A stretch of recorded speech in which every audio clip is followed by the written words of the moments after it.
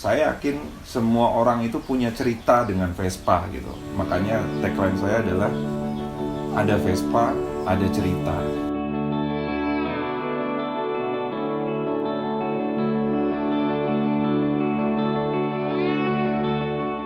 Nama saya Rafindra Trimardika, Ravespa. Saya seorang skuteris dan saya punya beberapa usaha. Ada SS Barbershop, ada SS Coffee Space, ada toko SS, dan yang akan launching sebentar lagi ini adalah merchandise, yaitu ss.co. Selain itu juga saya punya YouTube channel namanya Ravespasku Vlog. Di situ saya banyak berbicara mengenai skuter culture di Indonesia. Salah satu cara saya untuk berkomunikasi dengan teman-teman di dunia skuter di Indonesia. Jadi Vespa menurut saya adalah sebuah karya seni gitu, dan menurutku karya seni yang sebenarnya adalah karya yang original. Sekali lagi bahwa Vespa ini menjadi wasilah, menjadi sarana saya untuk melakukan banyak hal, termasuk juga membuktikan kecintaan saya terhadap Indonesia gitu, karena saya bisa bervespa kemanapun di negeri ini, dan saya pengen membuktikan ke dunia, ke semua orang bahwa Indonesia ini begitu indah, Indonesia ini begitu menyenangkan gitu kan, dengan berbagai macam culture dan sumber daya alam yang luar biasa gitu. Karena saya punya banyak teman di seluruh Indonesia, bahkan di luar negeri gitu kan, termasuk salah satunya adalah Mas Faris Tevi, seorang seniman, seorang musisi. Kebetulan saya bersahabat dengan beliau, kita banyak berbicara, kita banyak ngobrol di situ mengenai Vespa tentunya. Dan pas waktu saya mau pulang, Mas Faris sempat menahan saya waktu itu untuk nanti dulu ya Mas, kata dia gitu kan. Dan ternyata beliau mengambil sebuah helm yang dikasih ke saya. Saya minta juga helm ditulisin dari karyanya Mas Farid gitu kan, dan ternyata helm tersebut ditulis dengan kata-kata yang seperti teman-teman lihat, Vespa is beautiful and all the beauty is a trap. Dan akhirnya saya memutuskan untuk membuat sebuah artikel merchandise dari tulisan tersebut gitu. Karena helm itu juga sudah cukup lama menemani saya untuk touring. Vespa is beautiful and all the beauty is a trap. Berbagai macam anggapan pasti timbul ketika kita membaca tulisan ini gitu kan. Ini sebagai reminder juga mungkin buat saya gitu kan, bahwa Vespa itu bukan berhala gitu. Vespa itu ya cuman sebagai alat gitu, alat kita mungkin untuk bersilaturahmi dengan orang lain, untuk berkarya gitu, mungkin kira-kira seperti itu.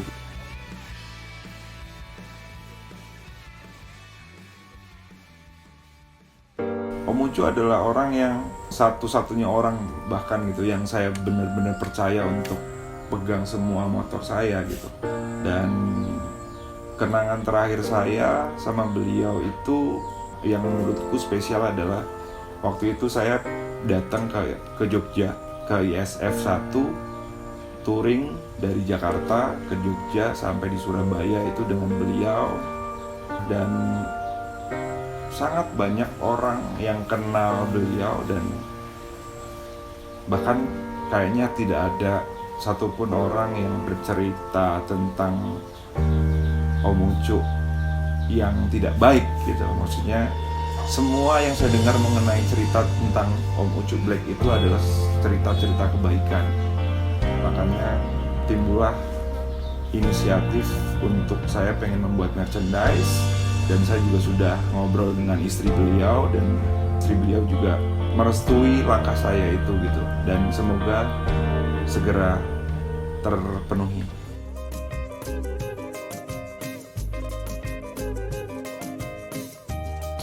Jadi bulan Februari kemarin saya dapat kabar baik bahwa ada namanya The Good and the Bad Print, dan salah satu programnya sangat menarik menurut saya karena siapapun bisa berkarya, siapapun bisa menuangkan gagasan dan membuat gagasan itu menjadi sebuah merchandise.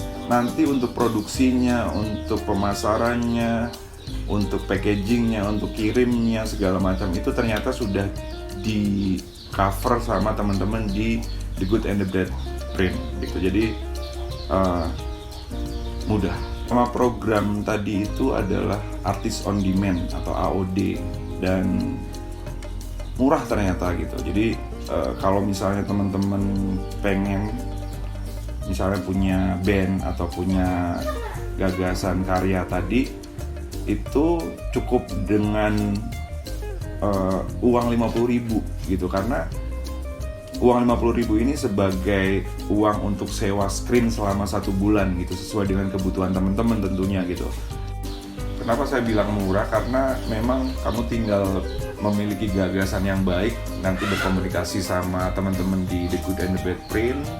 Setelah itu ya tidak perlu memproduksi minimal order sekian gitu kan. Jadi kalau misalnya produksi yang biasa itu kan biasanya harus ada minimal order dan harus pakai modal di depan gitu. Dan ini mengcover teman-teman yang punya kegelisahan seperti itu. Jadi tidak perlu modal besar, terus juga tidak perlu khawatir produknya akan dead stock gitu kan, karena ini akan disesuaikan, produksinya itu akan disesuaikan dengan permintaan customer atau demand dari customer itu sendiri. Jadi karena murah, cuman 50.000 rupiah gitu kan modalnya, karya atau gagasan kamu plus uang 50.000 rupiah, jadi cukup 2 artikel saja kejual itu kan udah balik modal tuh gitu.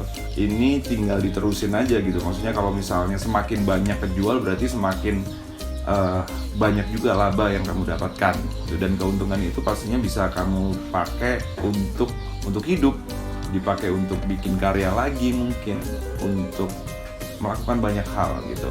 Salah satu yang menarik juga dari The Good and the Bad Print adalah ketertarikan saya terhadap packagingnya gitu kan, karena The Good and the Bad Print ini berkomitmen untuk mengurangi sampah plastik dengan menggunakan packaging bekas ini dari vinil bekas nih teman-teman.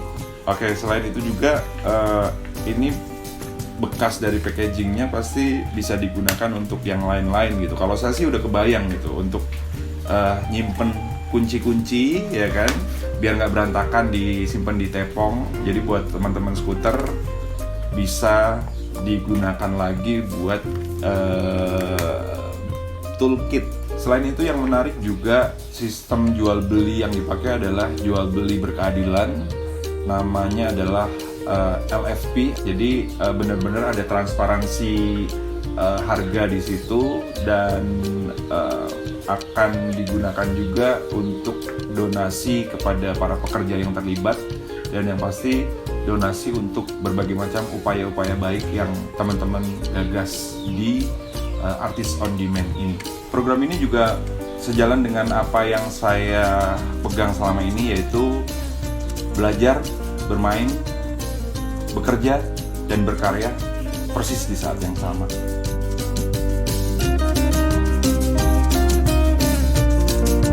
Selain itu juga itu dengan saya bervespa, karena salah satu kabar yang sangat menarik menurutku juga adalah ada Good and Bad